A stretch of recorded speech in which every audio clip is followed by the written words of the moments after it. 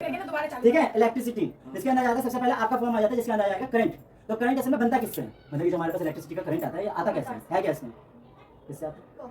Copper से। Copper की तो ये तार होती है और यहाँ से करंट पास हुआ है, ये है क्या इस रास्ते के अंदर जो यहाँ से फाइनली ये ग्लो हो जाता है क्या इसके बीच में, याद था भी भूल गई। इन्होंने पढ़ रखा है क्या होता है, बोला भी लिखती जिसके अंदर इलेक्ट्रॉन होता है।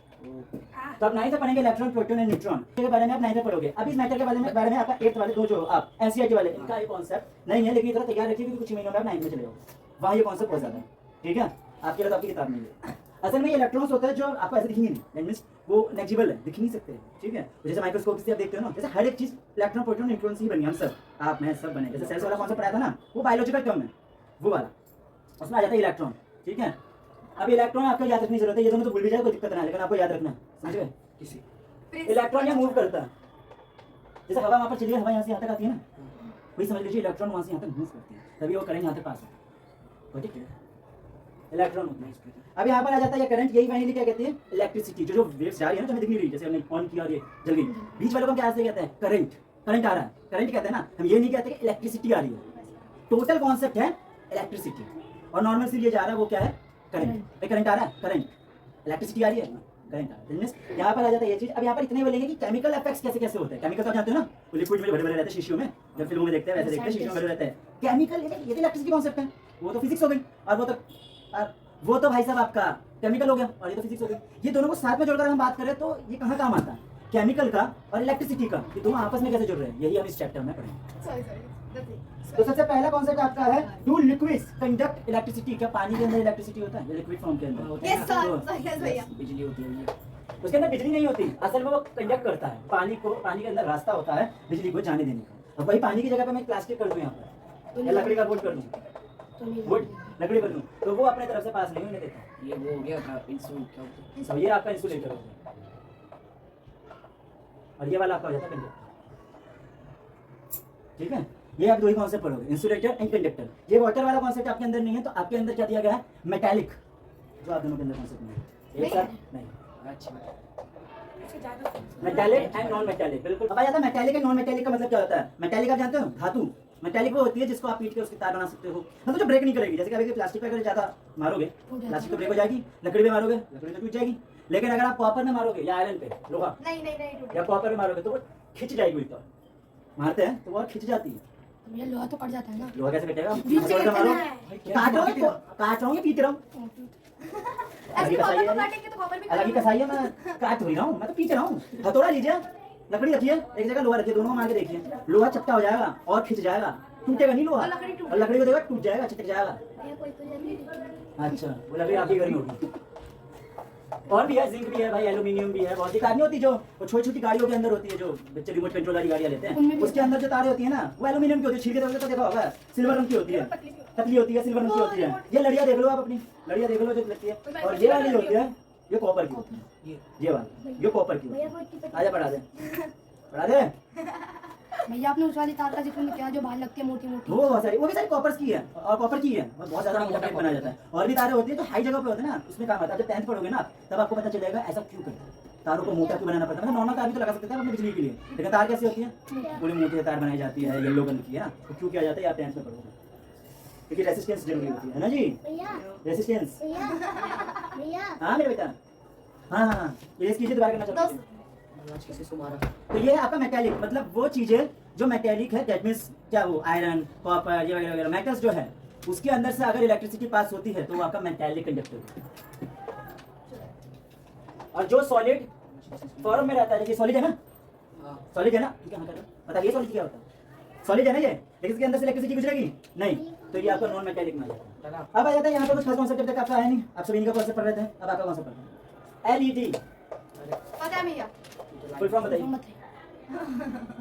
वो एलईडी लाइट पता है, तो मुझे पता है एलईडी लाइट भी होता है, एलईडी कंप्यूटर में भी होता है, टीवी में भी होता टीवी में भी होता है, है। फुल फॉर्म क्या है, पिटवाने के पूरे माहौल में रहते हैं। लाइट है, डायोड डायोड डायोड है ये भैया, यहाँ पे लिखा है टीवी है।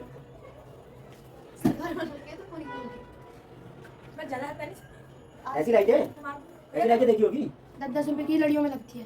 ये एलईडी लाइट।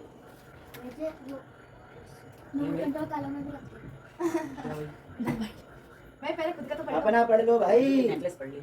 नेकलेस अच्छा चलो नाम कैरेक्टर तो अभी तक नाम नहीं हो याद नहीं हुआ, 3 ही कैरेक्टर है यहाँ पर।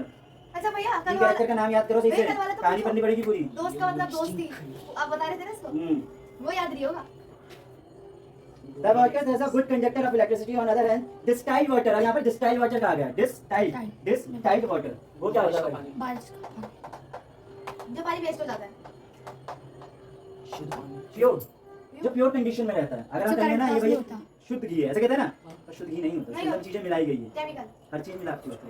लेकिन अगर मैं यहाँ का प्योर फॉर्म बोलूँ तो रियलिटी में ये वाटर का प्योर फॉर्म था, या हाइड्रोजन और ऑक्सीजन एकदम प्योर फॉर्म था, इसके अंदर और कुछ नहीं मिला। तो इसके कारण यहाँ पे इलेक्ट्रिसिटी मूव नहीं करती है। सब जानते हैं ना, पानी के अंदर भैया बिजली दौड़ जाती है, लेकिन पानी के अंदर बिजली नहीं दौड़ती अगर वो पानी किसका हो, डिस्टिल्ड वाटर।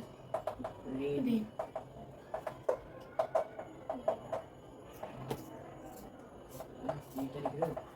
एयर, ओले, स्नो, बर्फ हो गया। ये 3 जो होता है आपका फॉर्म वो होता है जो आसमान से नीचे आता है, करेक्ट। यहाँ नहीं बना, यहाँ से वेपराइज जो ऊपर गया, और अलग अलग प्लेस में होता है, जैसे कि ओले दिल्ली जैसे एरिया में आ भी जाते हैं, मसूरी, दिल्ली, नैनीताल, नैनीताल और ये अपना मसूरी और ये क्या नाम देहरादून, ऐसे साइड की टाइम पे क्या होता है, थोड़ा पहाड़ है और वहाँ बर्फ वाला लॉजिक इतना नहीं है। और ऊपर चला जाता है तो केदारनाथ, बद्रीनाथ ऐसे टाइप की जगह, मन्नार जैसी जगह, वहाँ पर शिमला जैसी जगह पर स्नो। और ये हमारा रेन तो हर किसी भी कॉमनली वैसे मतलब रेन तो कहीं भी है, वैसा कॉमन है। ये 3 कंडीशन जगह के हिसाब से, ज्योग्राफी अलग है उसके हिसाब से 3 अलग अलग बहती है। तीनों बहती कहाँ से, मतलब आती कहाँ से, ऊपर से। तो वहाँ वो प्योर फॉर्म बन के नीचे आती है। जब वो प्योर फॉर्म को जब नीचे आती है ना, तो वो जमीन की बात नहीं कर रहा, आप उसे स्टोर कर लीजिए और फिर उस पर इलेक्ट्रिसिटी मूव करके देखिए, नहीं हुआ। लेकिन जब उसमें 1 चम्मच नमक डालेंगे ना, उसके बाद क्लियर हो जाएगा कि अब वो प्योर नहीं है। नमक डालने से वो प्योर नहीं है, इम्प्योर हो। इम्प्योर हो जब इलेक्ट्रिसिटी दौड़ती है, कौन से बारिश का पानी में बारिश का पानी में ऐसे इलेक्ट्रिसिटी दौड़ के दिखाइए, नहीं दौड़ेगा। कोशिश कीजिए, बैटरी से ट्राई करके देखिएगा, पर होता है नहीं। हाँ करके देखिए, नहीं होता। अगर बिजली लगा या तो ये वाला जो है ना, तार उछल के हाथ डाल दीजिएगा, देखिए कर लगता है कि नहीं। ये और बेहतर तरीका है, डाल के टेस्ट करके चेक कर लीजिए। टेस्ट कर जल गया तो इलेक्ट्रिसिटी दौड़ रही है, नहीं टेस्ट कर जला तो इलेक्ट्रिसिटी नहीं दौड़ रही है, बाकी नहीं दौड़। ठीक है, यहाँ तक आपका क्लियर है? आपका